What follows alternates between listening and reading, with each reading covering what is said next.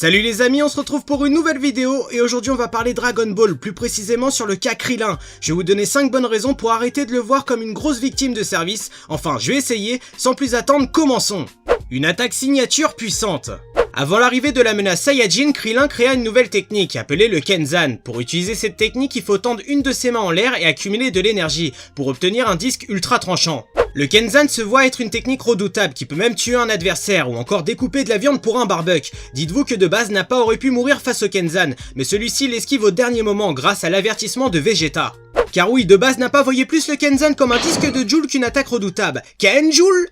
Pendant l'arc Namek, Krillin et Gohan ont pu prouver leur courage contre le tyran Freezer. Lorsque Krillin affronte Freezer deuxième forme, celui-ci arrive à lui couper la queue avec un Kenzan. D'ailleurs, petit aparté, je parle bien de sa queue derrière son cul, puisque vous savez tous que Freezer n'a pas de zizi. Enfin tout ça pour dire que Krillin est loin d'être con, je dirais même que c'est un génie du combat qui n'hésite pas à aller au casse-pipe, même si la mort l'attend au tournant. Un personnage engagé. La plupart des fans de Dragon Ball connaissent Krillin pour sa petite taille et sa chauvitude, mais si on regarde sa tête de plus près, on remarque 6 points sur son front. D'ailleurs, avez-vous déjà essayé de comprendre à quoi ces 6 points correspondent? La signification derrière ces points proviennent d'un rituel effectué par les moines pour montrer leur engagement envers leurs croyances. Les moines subissent une cérémonie où des cônes d'encens sont brûlés sur leur front, pour laisser place à des cicatrices définitives.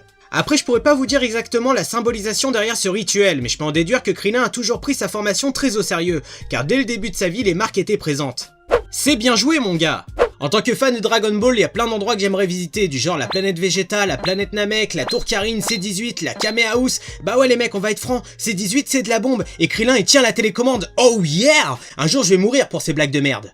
On va pas se le cacher, Krillin sort avec la plus belle fille de Dragon Ball. D'ailleurs, vous savez tous que Krillin et C18 ont une fille. Et pour ceux qui ne savent pas, eh bien Krillin a appelé sa fille par le même prénom que son ex, Marron. Sérieux les gars, qui ferait ça? Et franchement, c'est un thug. Si après ça vous respectez pas Krillin, je sais pas ce qu'il vous faut. Le Genki-Dama. Un point sur lequel je voulais revenir, c'est que Goku a toujours fait confiance à Krillin, et il l'a toujours respecté pour son courage. Pour dire vrai, Krillin est selon moi l'humain le plus fort de la série. En plus de ça, il a participé à la plupart des combats qui ont menacé la Terre. La preuve en est avec la prochaine affiche de Dragon Ball Super, où on voit Krillin prêt en découdre pour la survie de l'univers. Même au tout début de Dragon Ball Z, on peut voir l'importance de Krillin, car il est le seul après Goku à avoir eu un Genki-Dama entre ses mains. Même si l'action s'est soldée par un échec puisque c'est le rebond de Gohan qui a eu Vegeta, eh bien faut avouer que c'était vachement classe. Krillin, un fan de One Piece? La première chose à savoir, c'est que Krillin est doublé au Japon par Mayumi Tanaka, qui est surtout connu aujourd'hui pour être la seiyuu officielle de Luffy dans One Piece. Pardon.